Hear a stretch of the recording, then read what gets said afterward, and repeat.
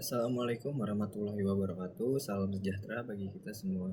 Sebelumnya, perkenalkan nama saya Rayhan Nurfadilah dengan NIM 1924064 dari kelas 19 3B.13. Hari ini kita membahas sebuah momen bersejarah, yaitu pidato Presiden Prabowo Subianto pada pelantikannya. Secara visual dan auditori, kita menyaksikan sebuah pidato yang keluar dari pakem teks formal beliau berbicara tanpa teks penuh, menunjukkan penguasaan masalah dan kepercayaan diri yang tinggi. Suasana yang dibangun adalah kombinasi antara ketegasan militer dan empati kerakyatan. Pidato ini bukan sekedar seremonial, melainkan sebuah pernyataan perang terhadap kemiskinan dan korupsi, sekaligus ajakan damai bagi persatuan nasional pasca pemilu. Baik, kita ke videonya. Sambutan Presiden Republik Indonesia, Bapak Prabowo Subianto.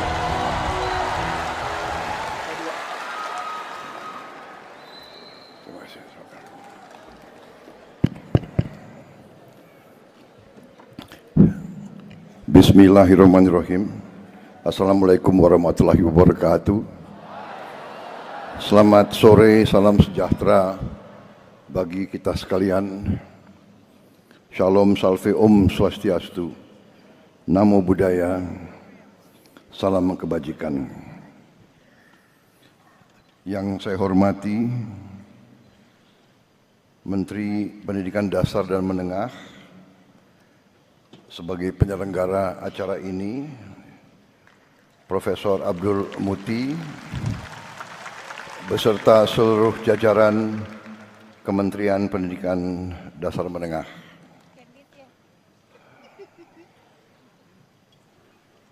Tadi sudah dikenalkan semua menteri-menteri yang hadir. Perlu diulangi lagi? Hah? Perlu.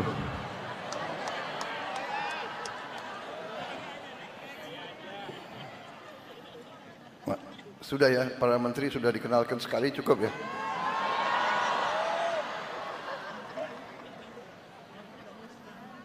Tapi nggak apa-apa dikenalin lagi, nggak.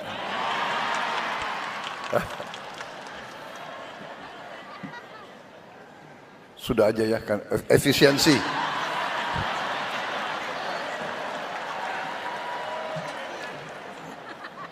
Saya langsung aja lah ke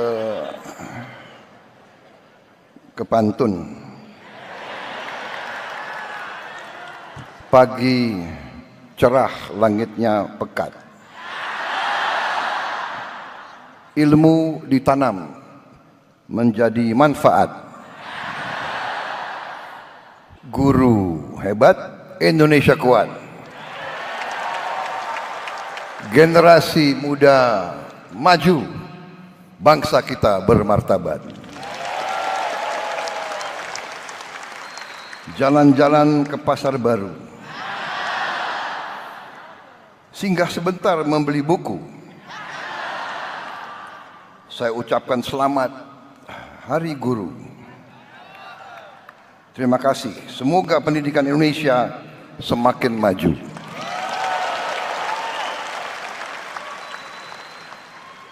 Saudara-saudara sekalian, terima kasih atas kehormatan saya diundang pada acara ini, yaitu puncak peringatan Hari Guru Nasional tahun 2025. Tentunya sebagai insan yang bertakwa, marilah kita tidak henti-hentinya memanjatkan puji syukur kehadirat Allah Subhanahu wa taala, Tuhan Maha Besar, Tuhan Maha Kuasa.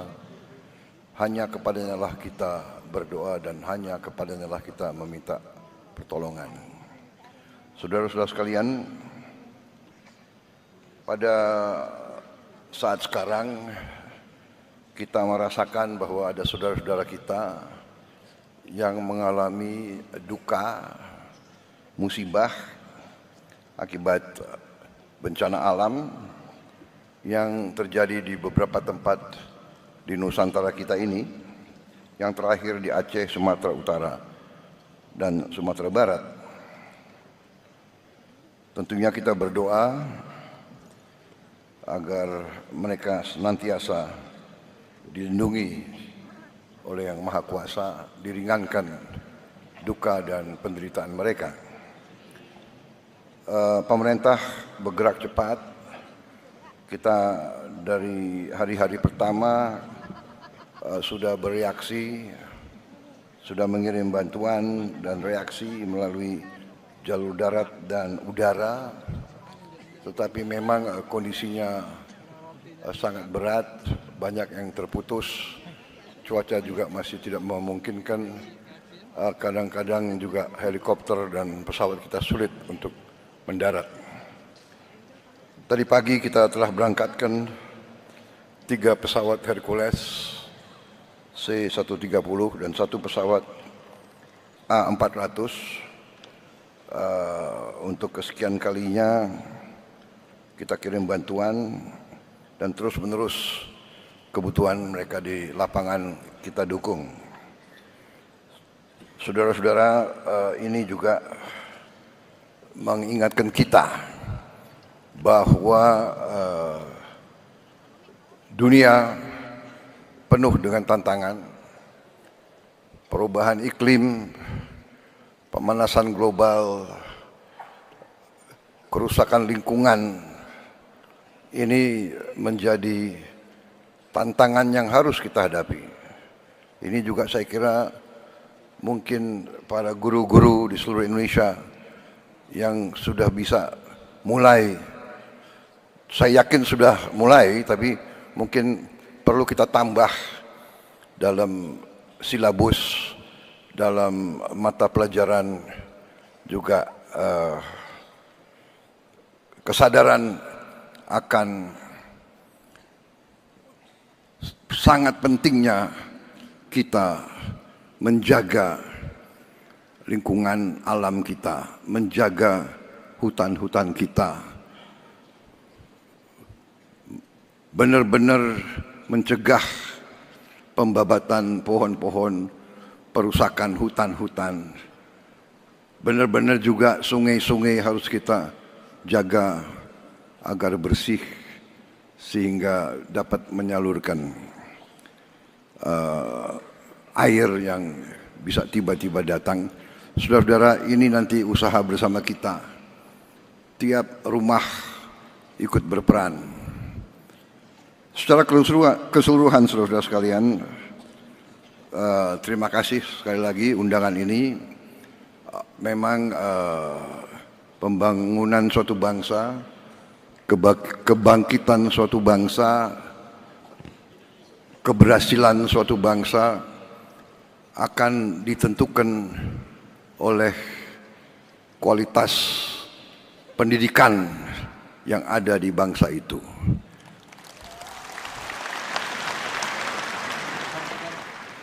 Karena itu, setiap negara yang berhasil harus investasi besar-besaran dalam bidang pendidikan.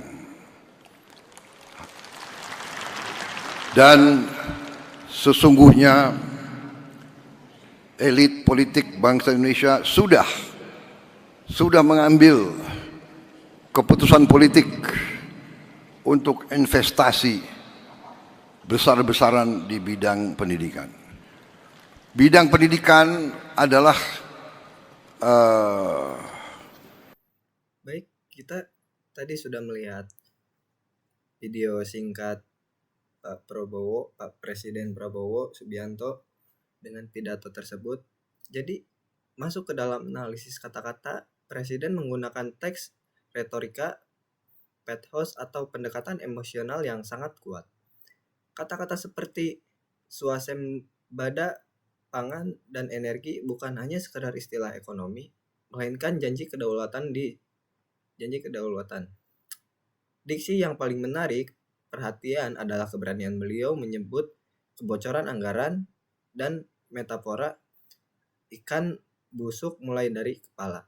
Ini adalah pilihan kata yang sangat berani bagi seorang kepala negara yang baru dilantik. Beliau memposisikan dirinya bukan sebagai bio rakyat yang kaku, melainkan sebagai pemimpin yang melihat realita di pasar, di jalan, dan di rumah-rumah rakyat miskin. Penggunaan contoh spesifik seperti tukang beca dan anak sekolah berfungsi untuk membumikan visi bersamanya agar dapat dirasa oleh seluruh lapisan masyarakat. Kekurangannya adalah penggunaan kata visioner yang tidak dibarengi dengan kata-kata operasional. Seharusnya setelah menyatakan visi, disisipkan fase seperti langkah pertama yang akan saya instruksikan kepada kabinet adalah. Namun, setiap pidato memiliki catatan kritis. Kekurangan utama dari pidato ini adalah minimnya rincian teknis atau roadmap yang konkret ketika Presiden menjanjikan swasembada pangalan dalam 4-5 tahun. Publik bertanya-tanya tentang bagaimana langkah nyata menghadapi krisis iklim atau keterbatasan lahan. Selain itu, gaya bicara yang spontan terkadang menyebabkan pengulangan poin yang membuat durasi menjadi cukup panjang. Ekspektasi yang dibangun melalui kata-kata yang begitu kuat ini menciptakan standar keberhasilan yang sangat tinggi. Jika janji-janji besar ini tidak segera diikuti oleh aksi nyata dalam 100 hari pertama, maka retorika yang hebat ini beresiko menjadi beban politik di masa depan. Baik, sekian menganalisis pidato Presiden Pak Prabowo tersebut. Kurang lebihnya mohon maaf. Wassalamualaikum warahmatullahi wabarakatuh.